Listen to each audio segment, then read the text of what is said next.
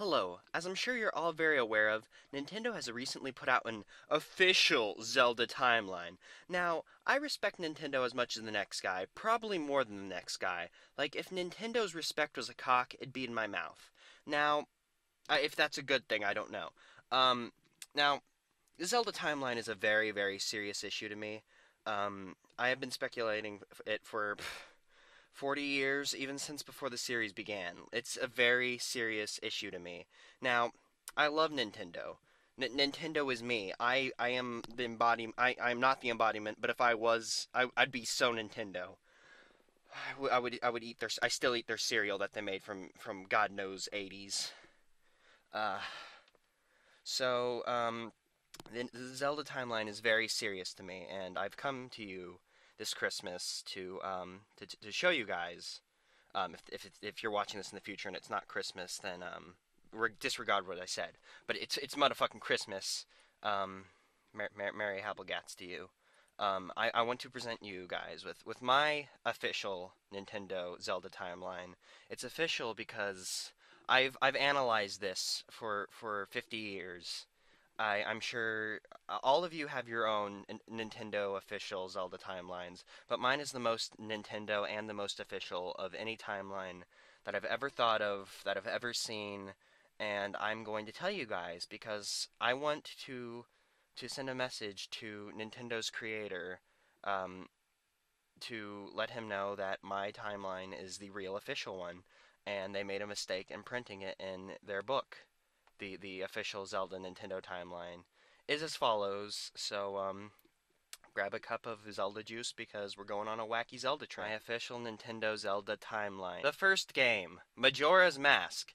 Now, I'm sure Majora's Mask is the first game, because Majora's Mask is personally my favorite Zelda game and my favorite Nintendo video game, any video game, not just Nintendo. It's my favorite video game.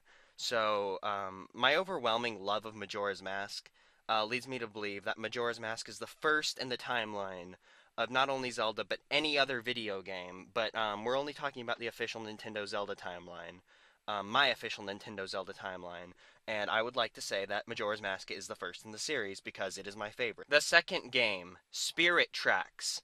Now, Spirit Tracks came out very recently. Not so much recently that it's like, holy fucking shit, it came out yesterday! But, you know, it's a newer Zelda game, as of the time of me talking at you. Which it doesn't really matter, which I'll go into later, but it's a pretty new Zelda game. And with how new it is, I'd like to think it's near the beginning. Because, you know, it's new. The timeline would be new at that point because it's at the beginning. So, you know, it coincides. It's new, so, you know, Spirit Tracks is near the beginning. It's not so new that, you know, it beats Majora's Mask, but it's new. It's number 2 because it's new. The third game, Tingle's color-changing love balloon trip. Now, Tingle is present in Majora's Mask. In fact, he gets introduced there, so that's further proof why Majora's Mask would be the first game, because Tingle didn't exist before Majora's Mask, when you go look at it chronologically, not in the official Nintendo Zelda timeline, that I am looking at it, the goggles of truth that I am looking, the lens of goggles of truth that I am looking through. Tingle, you know, was present in Majora's Mask, but not in Spirit Tracks, and that's because he was out having a color-changing love balloon trip adventure, which leads me to believe that Tingle, color-changing love balloon trip Love is the third game in the Zelda official Nintendo Zelda timeline. The fourth game, Faces of Evil. A lot of people seem to agree with me that the CDI Zelda games are probably like the most, the right word for it, influential. Like, I don't think I would have liked Zelda as a kid if it weren't for the Zelda CDIs. Like, oh, the CDI was probably the greatest thing that had ever happened to me as a child. Even more so than the things that the CDI was the best. That's all I gotta say. The CDI. Now, you're probably wondering, like, why does CDI Zelda Faces of Evil come before, I mean, why does Zelda CDI come after the Spirit Tracks and the color-loving balloon trip? Well, it's because, Tingle says Kulu Limpa, and that's like his catchphrase. He fucking says that all the fucking time. You're not supposed to say it. He doesn't want you to fucking say it, but I just fucking said it! Now, he doesn't want you to say it, but it's his catchphrase, so he says it. And then there's this fucking guy in Faces of Evil, who's like, Squadala, we're on. And see, Squadala and Kulimpa, they fucking rhyme. You see, there's things that people say, and they're like catchphrases, but they're not, they're like things they say, and it rhymes. So, that leads me to believe that Faces of Evil is the game that comes after Tingle's Loving Color Loving. The fourth game, Wind Waker. Wind Waker only makes sense as the fourth game to fall into the Zelda official Nintendo Zelda timeline because Wind Waker is the only Zelda where Tingle was alive like 2 games ago. Because he was alive in loving Tingle Balloon Trip. And so, he's in Wind Waker. So, I mean, he'd still be alive because it was only 2 games ago. So it totally makes sense. And all the ocean makes sense for it to be there because the faces of evil are like really fucking big. And when they cry when you beat the game, because you're like, I'm sorry, faces of evil. I gotta stop playing you for a little while. I have to like go use the bathroom before I restart you again. They start to cry a little, but because they're really big, their little cry makes ocean. So it only makes sense for Wind Waker to come because Tingle is still alive and the faces of evil cry to make an ocean. The fifth game, Ocarina of Ages. So the Ocarina games that they made on the Game Boy Color was very good, and I like those. Um, and it makes sense for the Ocarina of Ages to come after the Wind Waker because there's a big ocean in Wind Waker. It's like a thing. But in Ocarina of Ages, they have a big ocean too. Like it's not as big, but it's like you're still there from Wind Waker. So like it makes sense, and it makes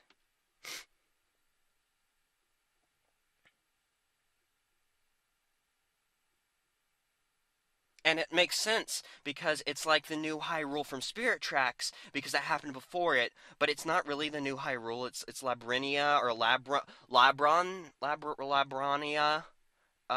But it's not New Hyrule, but it is, because it happened in Spirit Tracks a few games ago, so it makes sense because there's the ocean, and that's a thing, and then time travel happens.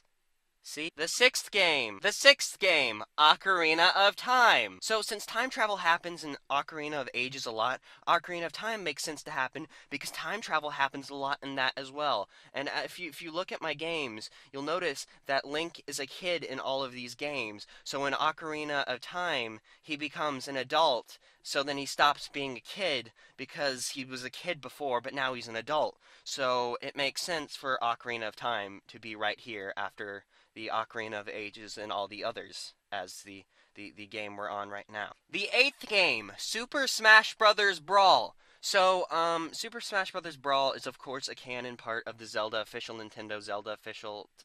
I'm sorry, the Zelda official Nintendo timeline, because well, it's a thing that happens in Nintendo World, so it has to be part of the timeline. It would just be dumb for it not to. Now, this is the only time where Link's both a kid and he's old. So because there's Kid Link, and he's like cartoony, and there's older Link, and it makes sense because they can still do stuff because he's both a kid and young because Ocarina of Time just happened. So it's the only time you can go out with Mario and the Sonic Sonic and all those other guys and stuff, and then they have stuff because there's little kid and adult Link. The ninth game, Twilight Princess and Wind Waker. So there's a small split in the timeline continuity, Nintendo official Zelda continuity timeline here because, like I said, Link is both a kid and an adult, so there's 2 Links. So 2 Zelda games have to happen at the same time. So, the Ocarina of Time Link, who starred in Super Smash Bros. Brawl, goes on to become Twilight Princess with the old Link. And then Wind Waker happens with the Toon Link because he's, Kitty Link, and he's small, and he fits inside of Wind Waker because there's those small discs in the GameCube. So it makes sense that he can fit in there. And they both have to happen at the same time because there's 2 Links, and 2 Links have to have 2 Zelda games because they can't be in the same one. And it makes sense because having 2 Zelda games at the same time keeps the graphics in one game, the graphics in one game universe, and the ocean in the other. The 10th game, Wand of Gamelon. So the split merges into one point right here. It only splits into those 2 games for a little bit, then it comes together, and it makes Wand of Gamelon their 10th game. And it makes sense because the stuff that happens in Wand of Gamelon happens, and it just makes sense for it to be. The 11th game, Tingle's freshly picked Rosy Ruby Land. So now it makes sense for Tingle to be here because Tingle wasn't in these other games. He's been dead for a while. So now he's been reborn because he hasn't been in Wand of Gamelon, so he has to be dead. So now he's been reborn, and now he goes on his first adventure for the first time because Teller's loving color balloon trip is his second adventure, so it makes sense for his first adventure to happen now because he's been reborn because he died before or after or during whatever the things that happen in Wand of Gamelon, and it makes sense because he makes money, and that lets him finance the rest of the Zelda games. The 12th game, The Rest. So, Tingle uses his money to finance the rest of the Zelda games, and they all happen at this point right here using Tingle's money that he made in the Rosy, Lovey, color-changing Love Balloon trip that happened the game before. And, what's special about the rest of the games right here is it branches off into 5 timeline splits right here at the same time during the rest. That makes it a very, very special game because the 5 timeline splits in the Zelda continuity, Nintendo official Zelda timeline continuity, is very important because there are 5 timeline splits, and I'm going to explain them to you right. The first split. The 13th game, Super Mario Bros. 2. Now, Super Mario Bros. 2 happens in this first split as the first game, as the 13th game in the Legend of Zelda official Zelda timeline continuity timeline, because at this point Link is very tired because he's been in a bunch of games because the rest of the games happen at that one point. So he's taking a nap, and while he's napping, he's dreaming. He's fucking dreaming so fucking good. And he starts to dream of Mario. But he's dreaming so good that Mario has started to dream in his dream. Like, reality is compromised. And Mario starts dreaming of Super Mario Bros. 2. Because Super Mario Bros. 2 is a fucking dream from Mario. That Link is having a fucking dream. And, this impacts Zelda so hard that Zelda becomes... he becomes the Ocarina of Seasons. The 14th game, Ocarina of Seasons. Now, it makes sense for Ocarina of Seasons to be here because it's obvious Zelda was impacted by Super Mario Bros. 2 because Mario was dreaming so good that Zelda was dreaming, that Link was dreaming, and she becomes... he becomes the Ocarina of Seasons, and then Link comes and saves her because he remembers dreaming of Mario, and it makes him feel good, and he saves her, and then Link's tired because, you know, he's been in all these games, so he goes home to rest at his uncle's house, which leads into the 15th game, A Link to the Past, or if you are Japanese, Hyrule Triforce of the Gods! Now, it makes sense for this to happen because Link's just gone back to his uncle because he's tired from the fucking Ocarina of Seasons, and then bad stuff happens with Ganon, and, because he was all dead, but he was only pretending to be dead. Only pretending because he's been in the Dark World, which is the Sacred Realm, but it's been twisted because Link has been sleeping at his uncle's house, because he saved the Ocarina. And then he goes to the Dark World, and then he beats Ganon, he beats him really good! And then Link gets the Triforce, and as you know, when you get the Triforce, you get to make a wish. And with his wish, Link invents the sky. The 16th game, Skyward Sword! Now, Skyward Sword is the very, very last game in Timeline Split 1 of the official Nintendo Zelda timeline continuity timeline split. Now, it makes sense because it's the very end of the timeline split, because if you've played Skyward Sword, you know good stuff happens, so nothing can happen after Skyward Sword. Skyward Sword is the definitive end of Timeline Split 1 of the Timeline Split A of the Zelda Nintendo Timeline Split Continuity Nintendo Zelda Timeline Official. Now, it makes sense because Link saves the day from the sky, which he just invented in Link to the Past, and then everything's good, so it's the end. Nothing can happen after Skyward Sword. So this timeline split is finished. No more debate about it. Timeline Split 2! The 13th game, because we're going back because there's a timeline split, so it's like, you know, it rewinds itself. Dr. Mario! But just like how Super Mario Bros. 2 happened in Timeline Split 1, Mario also happens here. But it happens a bit differently because it's a timeline split. Things happen differently in different timeline splits. This is a thing. You need to know this if you're going to talk about an official Nintendo Zelda continuity timeline split. An official Nintendo. Hyrule's a thing, and it advances really far, and then the Hyrule Kingdom evolves into the Mushroom Kingdom. Now, Mario, as you all know, was a licensed doctor at one point. Dr. Mario. There was a game about it. Now, what most people don't know is Dr. Mario is actually the beginning of the Mario Universe timeline split in official Nintendo timeline. Um, I'm not an expert on this, and I'm not going to go into debate about this. If you want to talk about it, you may message my friend Professor Craig Starling, Master of Shapes and Triangles. He's more privy in the official Nintendo Zelda Mario timeline continuity time splits timelines. For Mario, I'll put a link to his web machine in the word box that's in my video. And so yeah, Dr. Mario happens here, which splits into the Mario universe, and timeline split 2 of the official Zelda Nintendo continuity timeline. Nintendo. So that happens. I would talk about it more, but like I said, I'm not my Professor Craig Starling friend. But you can check out his web machine.